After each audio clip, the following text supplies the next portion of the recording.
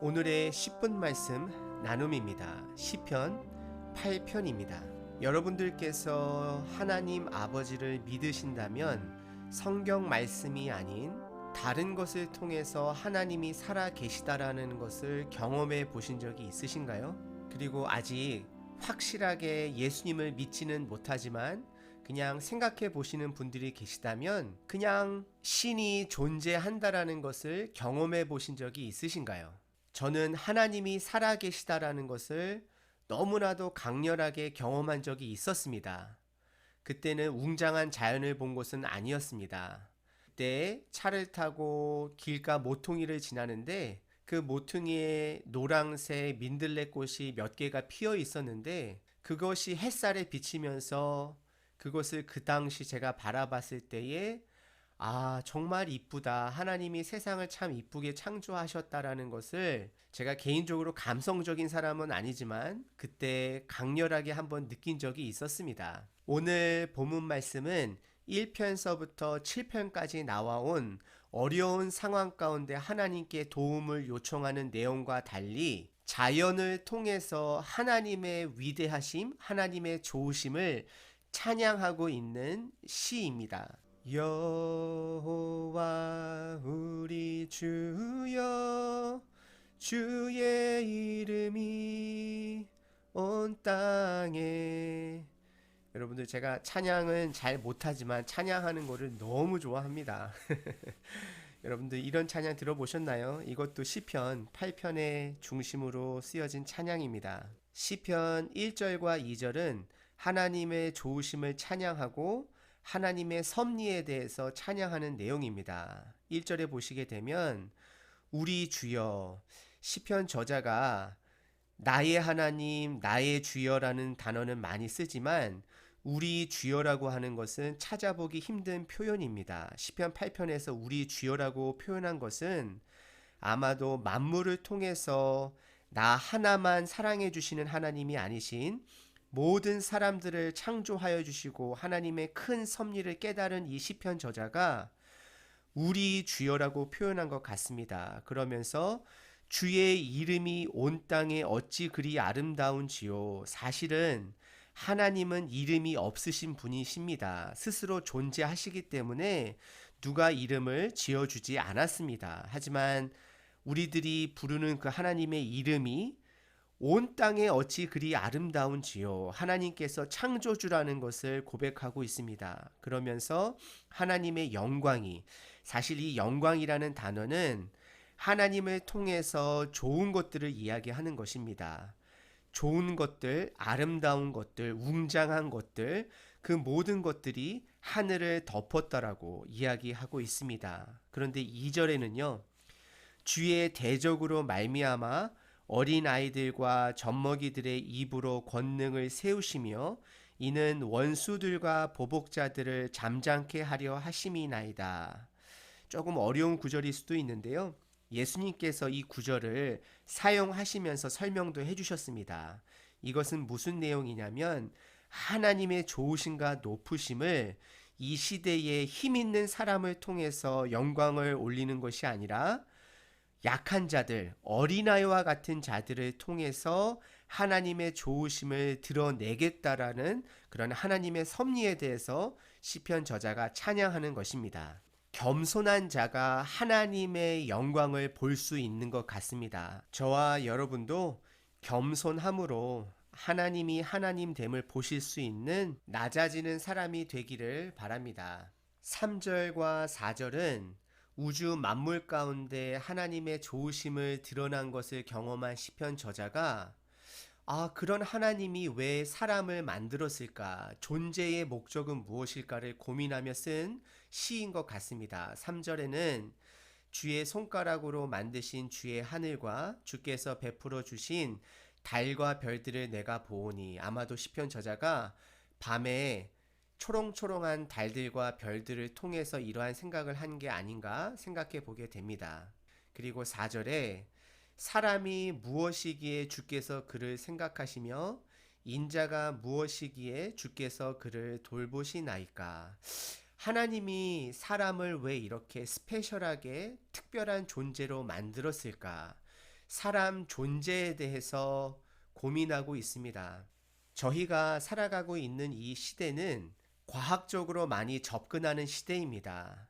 그리고 때로는 교회에서 과학적인 접근을 너무 부정적으로 바라볼 때가 많은데요. 과학적이란 접근은 저는 이렇게 생각합니다. 하나님을 아시는 분이든 모르시는 분이든 사람의 각도에서 세상이 어떻게 만들어졌고 세상의 과학적인 원리를 발견하고자 하는 노력의 학문이라고 생각을 합니다. 하지만 저는 세상 가운데 신이 있다라는 것을 분명하게 경험했습니다.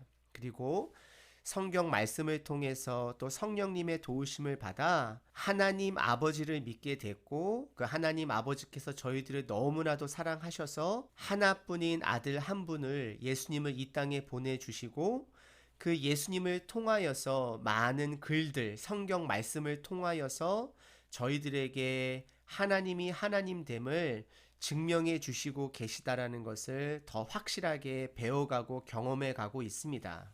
시편 저자는 사람의 존재의 값어치를 하나님 안에서 찾으려는 질문을 던지고 있습니다.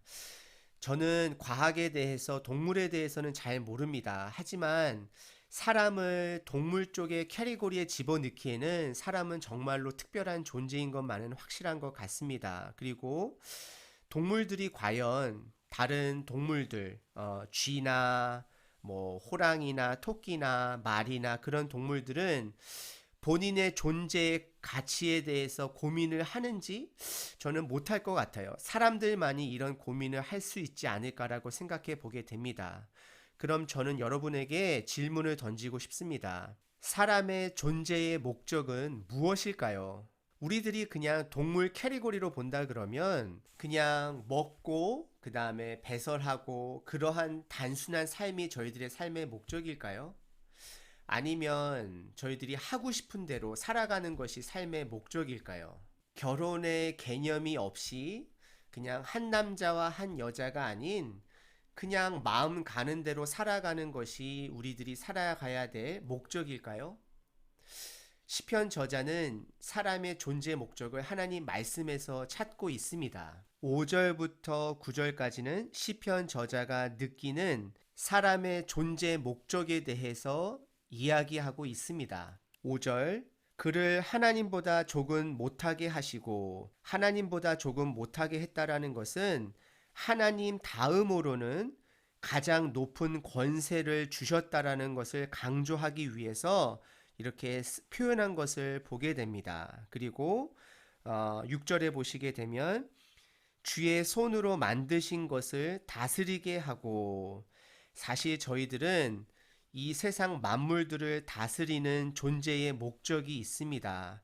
하지만 때로는 사람의 중심으로 사람의 이득으로 이 세상을 다스리다 보니까 지금 이 지구가 아파하고 남극과 북극의 많은 빙하들이 녹아가고 동물들이 없어지는 것을 보게 됩니다. 그리고 7절에서 8절은 모든 것이 하나님의 주권 아래에 있다라는 것을 고백하면서 9절에 나아가서 여호와 우리 주여 주의 이름이 온 땅에 어찌 그리 아름다운지요 하면서 1절에 주의 이름이 온 땅에 어찌 그리 아름다운지요로 시작하고 또 9절에 주의 이름이 온 땅에 어찌 그리 아름다운지요라고 햄버거와 같은 두 빵 사이에 하나님의 좋으심을 찬양하고 사람의 존재 목적에 대해서 찬양하는 것을 보게 됩니다.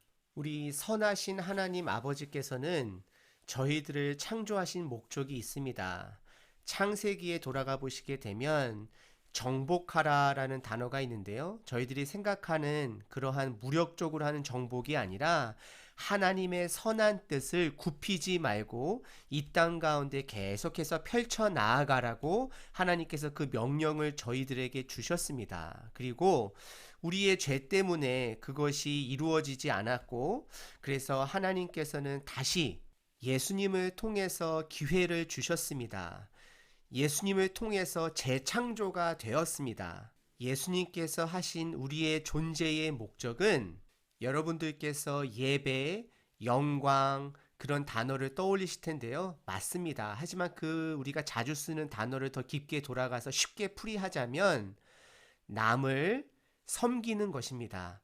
남들을 사랑하는 것입니다. 근데 그 사랑할 수 있는 근원은 내가 예수님께서 이 땅에 오셔서 우리를 위해서 하신 일들을 내가 믿고 경험하였고 그것이 내 삶의 중심이 되었기 때문에 내가 남들을 사랑할 수 있는 것입니다. 제가 잠시 여러분들을 위해서 기도해 드리고 싶습니다. 하나님, 오늘 하루 살아가면서 하나님께서 창조하신 만물들을 통해서 하나님의 선하심을 발견하고 볼 수 있는 우리 한 사람 한 사람 될 수 있는 은혜를 하나님 허락해 주시옵소서. 그리고 성경 말씀을 통해서 예수님을 만남으로 우리가 자유함을 얻고 남들을 조금 더 이해하고 사랑해 나아가는, 결국에는 회복되어져 가는 저희 한 사람 한 사람 되어지는 축복된 3대 결합하여 주시옵소서. 감사합니다. 예수님의 이름으로 기도합니다. 아멘.